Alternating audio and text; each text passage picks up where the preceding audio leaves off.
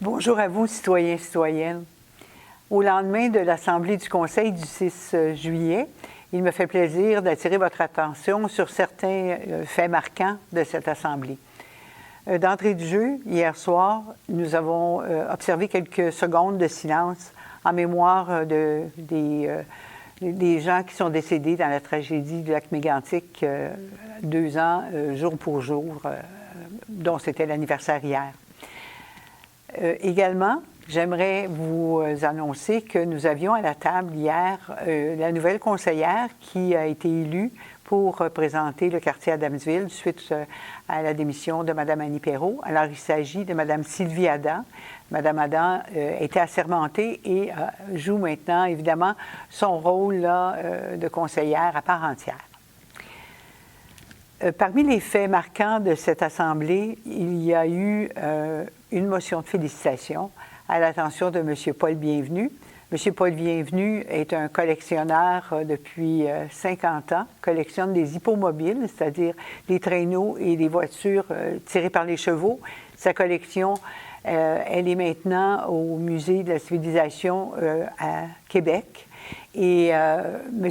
Bienvenu a reçu la médaille de l'Assemblée nationale pour sa contribution exceptionnelle au patrimoine du Québec et du Canada. Donc, nous l'avons félicité et nous l'avons remercié également, puisqu'à travers toute cette présence-là qu'il assure, il souligne toujours qu'il est de Bromont. Donc, on croit que notre ville, à travers cette démarche-là de M. Bienvenu, est toujours bien reconnue. Également, comme fait saillant de cette Assemblée, nous avons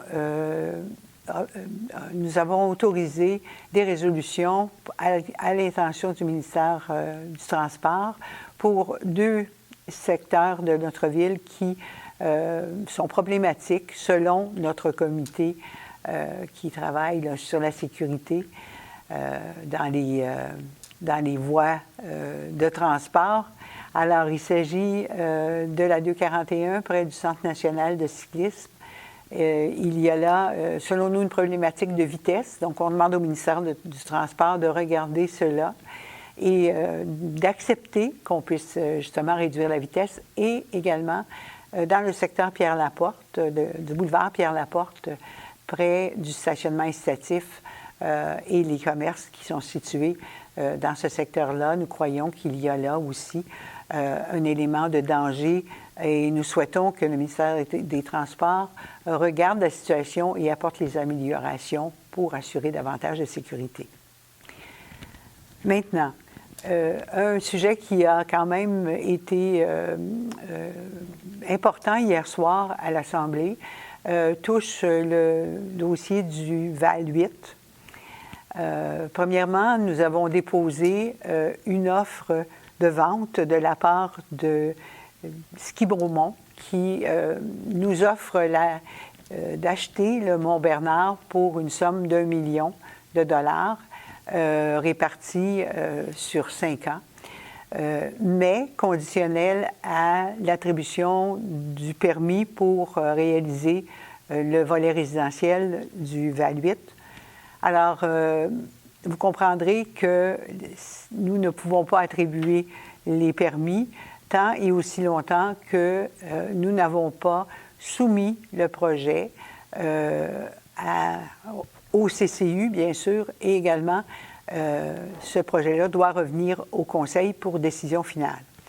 Actuellement, le projet est encore soumis à une étude concernant 2 critères qui avaient été identifiés lorsqu'on a signé le protocole d'entente, c'est-à-dire qu'on doit considérer s'il y a une forêt âgée et également un écosystème forestier exceptionnel. Afin de pouvoir donner toutes les informations nécessaires aux instances qui doivent prendre des décisions, nous avons donné des mandats, donc un mandat à une biologiste et un mandat à un ingénieur forestier. Ces rapports ont été déposés auprès des élus pour les prises de décision et les experts nous indiquent qu'il y a un écosystème forestier, qu'il y a également des forêts âgées. Donc, compte tenu de ces rapports, le comité consultatif d'urbanisme doit se pencher sur l'approbation ou non du projet, bien entendu, toujours basé sur ces critères qui sont l'écosystème et les forêts âgées. Alors, est-ce que le projet est possible et dans quel secteur le projet pourrait-il se réaliser? Le Conseil a décidé hier soir qu'on souhaiterait pour le 20 juillet, donc on vous annonce tout de suite qu'il y aura une assemblée extraordinaire le 20 juillet.